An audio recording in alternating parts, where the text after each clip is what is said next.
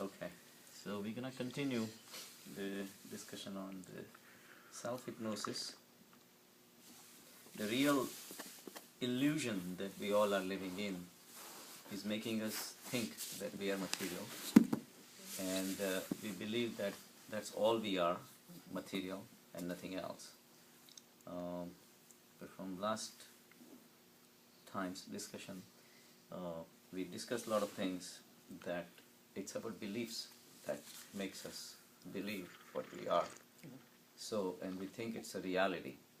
And when we live in that quote-unquote reality, we never come out of it. And that illusion is what keeps us going. And that's the power behind the material world that we all are living in. And not just one person or two people or two families. Or it's like nations and nations and countries, and they're all filled with same illusion. And the total product, what we have, is all based on the thinking. All our thoughts are materializing into more and more materialism. And in that process, somewhere along the line, the deep realization that we should have is lying very buried deep inside, and we're forgetting about that. So, like I said last time, I'm officially changing the name of the lecture to Gods Are Us. Gods Are Us. Gods Are Us. Oh. You missed it last time, right? Yeah, you missed a really good lecture. Because we said that it's what we are doing are basically our mental imaginations. So they are like toys. Like if the kids are playing with the toys and you break the neck of a toy, for the kid it's like a major problem, because he's gonna go through so much anger and grief and sadness and all that. And for you, you don't care. And not only he will go through, all his friends will go through, because they all believe in the same thing, that's a reality. So the same way, all the things we're dealing with, we keep on feeding each other's minds that yes, that's the right way to live. So we all, en masse, we are going in a wrong direction. Right. Not realizing these are just the toys. And that's when I said the toys are not ours. The toys are not yours. In fact, we are the toys. Toys are us. So we are the toys in the hands of the consciousness. We are his toys. We forget that. And that's when, and we go one step further, gods are us. We are gods. So that's why we decided on that. But I'll give you brief synopsis. The thing is that the sooner we realize that there is nothing really in this world for us, the idea is, and the situation is, the whole existence that we see around is divided into three phases. First is the phase of animals, or pashu. The animals are born the way they were supposed to be born, and they are complete. They are happy in their world. You don't see buffalo crying. You don't see a dog depressed or trying to commit suicide. So they don't have that intelligence or knowledge of the surrounding or repetitiveness of the boredom. They don't have anything. So they don't have all these problems. So they are happy in their own world. At the another extreme are Buddhas, who have reached enlightenment, and they have realized the superficiality of the whole material nature, and they have gone down to the source. They have reached to the highest level of perfection that the humankind was supposed to reach. So they are happy. It's only the people in between, and that includes pretty much the whole world. Once in a while, out of millions of people, one person will come up and reach the enlightenment. And the reason we are suffering is, on one hand, we have the problem of our basic nature is the animal nature. So it forces us kind of we came from the world of animals, which is pashu. The word meaning pashu means something that is tied. The real Pashu literal means tied. meaning of Pashu means tied. Cows and buffaloes and all the domesticated animals Oh, I see. are tied. So the lions and tigers which are not tied, they are not Yeah, pashus. they probably have different names. Right, Yeah. right. So word Pashu means you're tied. So cows are tied with a leash. But when you are tied with your attachment to the objects, you're behaving like a Pashu. Because you finding security in one particular lifestyle that you have selected, whatever that may be. So when you are living your life and you're faced with so many choices, you really get tired by the end of the day. Keep making choices. You always have to remember to make the right choice. You make sure you don't make the wrong choice, otherwise you're going to have this consequences, that consequences, and you go after the certain objects, and you may be able to get them, may not be able to get them. Some of them you will get, you may have temporary happiness. Some of them you will not get. All these things, ringamarole, you get tired by the end of the day. So many choices we're making from the day we wake up, from the morning time we wake up till we go to bed at night. Choices, choices, choices. We get tired. So by the end of the day, you feel like having a drink, have a scotch, this and that. What happens is, temporarily, your need to make any choices are taken away. You don't have to make any choices. You are tied to the alcohol, and it relieves you from all the thinking, and it basically you become an animal. Supposedly released. Supposedly released. At least temporarily gives you a feeling that you don't have to make the decisions anymore. Right. So you enjoy that state because you came from that state. There was a time we never had to make any decisions. Decisions were made for us, either by the consciousness, by the nature, or our owner. If we have a cow or a buffalo or something, our owners will make that decision for us. So we never had to make that decision. So the state of intoxication with the alcohol or marijuana or LSD or to that any matter, Or watching TV. or watching TV or whatever, whenever you make one choice or temporarily, that choice is putting you in murcha. Murcha is the hypnotic state. It's a trance. So under that trance, you keep on living. And you're living and living and living the day in, day out, and you keep believing in that. And then it becomes your way of life. And it becomes an escape. But as soon as the effect of that thing wears off, then you come back to the reality. Then you have to start making choices again. On the other hand, you see and you hear about Buddhas and Mahavirs and all these enlightened people, and that's where you want to be. And yet at the same time, so that's a dichotomy you're facing all the time, the choices we have to make. So when we get tied down, we really relying on our basic nature. And also understandably, the enlightened state is not where we have been at all.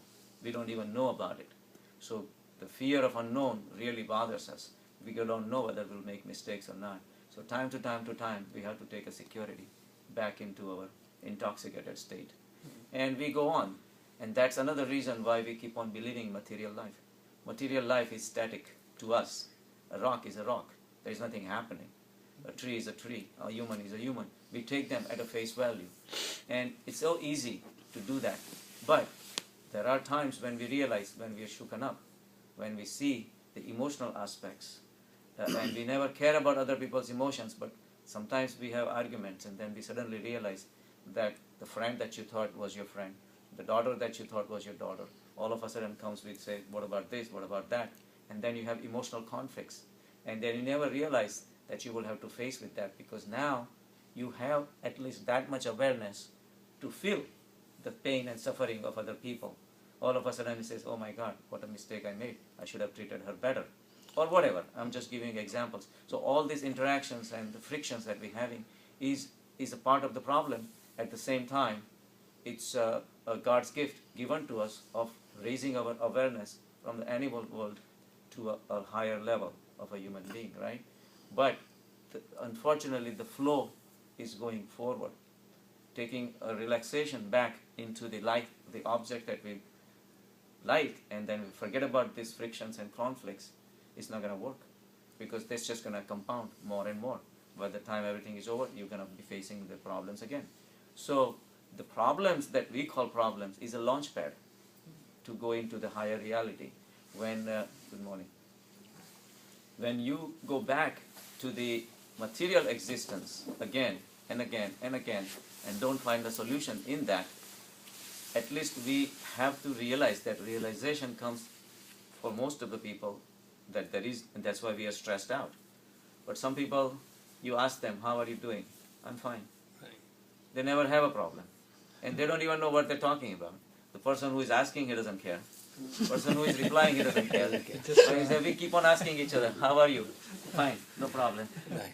Yeah, that's the end of it. भगवान की कृपा है, सब चल रहा है, चलता ही रहता है. Day in and day out, people go to bed thinking that everything is fine, and by the time the life comes to an end, and then we have realized that we have not even gone anywhere. We have been in a full circle. Whatever we started our life with, we're still facing the same problems. We have not evolved. The evolution is built into us, and it's calling us. But sometimes, by the end of the life, we really repent that it's too late. I have never realized the real secret of life.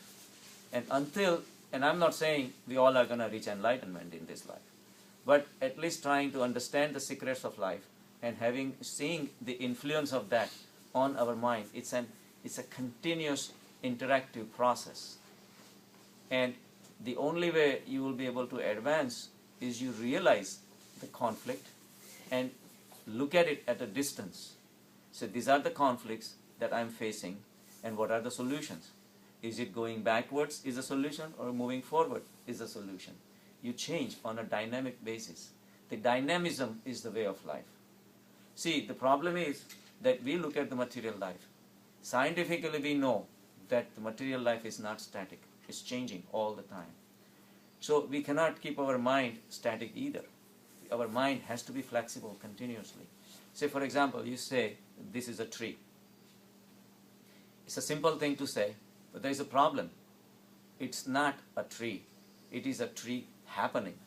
There are millions of molecules of water being absorbed, millions of molecules of carbon dioxide leaving. It's a continuous process. The water and the minerals and everything is taken up from the ground level. There is so much molecules are being released and evaporated through the leaf pores. It's a continuous process. The process of so many molecules coming in, so many molecules leaving. Every second, microsecond, things are happening. The net result of the whole process is a tree. A tree is a process. It's not a tree. It looks like a tree. It looks like a tree. It's just the the whole illusion of a materiality is a creation of a dynamic process. And now scientifically we are able to understand that. And at the mind level, or spiritual level also, people are changing. We look at the people as their face value. He looks like this, she looks like that, and so this is it. And you make judgments based on that. But there is a dynamic process going on, not just at the material level. Again, we eat, we drink, we take molecules, we release molecules. But not only that, even at the mind and the spiritual levels, our ideas change all the time, even faster than our body can cope up with that. So the guy goes to a lecture and leaves the lecture. Half an hour later, his ideas are totally revolutionary, Yes. and he's totally different. Right. Next time you see that person, he's maybe a totally different, but you may judge him based on what you believe that that's what it is. He All used to these be, things, yeah. right? Exactly. So scientifically also, a lot of things are happening, and all these things are changing. So when we start perceiving, or if not perceiving, at least believing that the world is dynamic, that dynamism is the consciousness. The change is the consciousness. And we make a mistake. We're looking in the steadiness. We make statues of gods. So the God statue is going to live for millions of years, and we believe this is our God. The God is not there. The God is in the change. God is the change. So when we, instead of putting our attention to the change, we're putting our attention to the material aspects. The flower that opens up in the morning and dies in the evening is more of a representation of that consciousness than the stone statue that we think is the God. So change is consciousness. Consciousness is God. So instead of offering the flowers to the stones, we should be offering stones to the flowers. Flower is God. Birds are gods. You and me are changing all the time. We are gods. Gods are us. So the thing is that man can go only forward. We have decided to stay where we are, and that's not gonna, and that's why we have conflict. The only time we will be able to move ahead in life if we see this dynamism on every second that is happening around us. That dynamism, and we can not just perceive it, and we ourselves are also dynamic. And to be dynamic, to believe in dynamism and see the dynamism everywhere is to be a part of it. And that's the only way to live life. That's the only way to enjoy this consciousness, to be in the moment. And in the moment, changes are happening all the time. You and I will be different tomorrow. When we cannot accept it, we're going to suffer. You accept every single thing that is happening, and you see the dynamism, then you're dancing with Nataraj. You're dancing the dance of consciousness. That's the only way to exist, is just to exist, not have opinions, not have personal grudges and beliefs that this is the way life should be. The beliefs are what's tying us down. Beliefs are what's making us pashu. We believe that, okay, my guru said this, my religious leader told me, I'm a Jain, how can I, this and that and all. Those are tying us down into solid things which are written in the books. I don't care about books. You go beyond that. When you realize what you are inside, that's the only way you're going to make your own rules. You're going to make your own awareness. You're going to make your own consciousness. And the consciousness will guide you. Instead of believing in the form, something that is written in black and white. That creates the beliefs. And beliefs creates vrittis. Vrittis creates vasanas. And before you know, you are so far away from consciousness. So yogas chitta vritti nirodh. That's the first sentence of the Patanjali's Yoga Sutra. That's the beginning. Yoga is the chit vritti nirodh. Vrittis are created. Vrittis are the end results. I mean, see how powerful the concepts were thousands of years ago. Where when people believe only materialism, they say, well, there is only one life to live. And then we go beyond, they say, no, there are vrittis that are making us behave. So now the behavior that you have now, we realize the vrittis were the guiding force behind it. But what was behind the vrittis? That's even going beyond. So people jump in and and then we have raised questions. The questions are asked at the material level. It's never going to be solved in a spiritual lecture until we have the grasping and the understanding of what is the role of all these things behind us.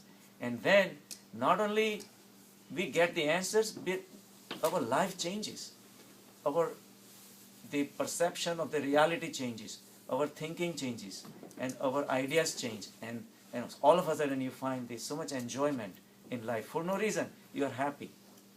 So, vrittis, even the vrittis are the end results.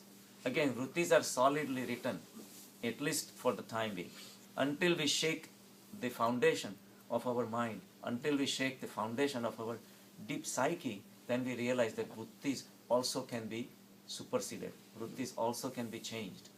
And the understanding of the whole consciousness, see, all our clinging to the life, we think the life has all the answers. We think the life is going to give me this and give me that. That's our desires are talking, our vrittis are talking. So when those vrittis are shaken out and we understand the whole mechanism and we peel it, dissect it layer by layer by layer, and we realize that vrittis are all useless. Instead of asking anything from life, if you start dancing with the life, there are no needs, there are no desires, and the real enjoyment comes in. So beliefs are a problem. Beliefs are the horns of the buffalo. That's why I gave that example of the Nagarjun. When the farmer comes to him, so he says, I cannot give up sansar. So Nagarjun says, you have a problem, I have a different problem. I cannot hold on to the sansar. Sansar is so dynamic, it's changing all the time. I'm trying to hold on to, it doesn't stay with me. Because whatever I buy today, 2 days later, it goes bad. Banana, simple banana I buy. Grapes, I must have thrown out so many grapes, I couldn't finish. And Things change all the time. I wanted that forever. I wanted this life to last forever. Things don't last forever. So I have a different problem, that I cannot hold on to the sansar. And you complain you cannot give up sansar. So where's the problem? So say that's why you gave the story, and I'm gonna say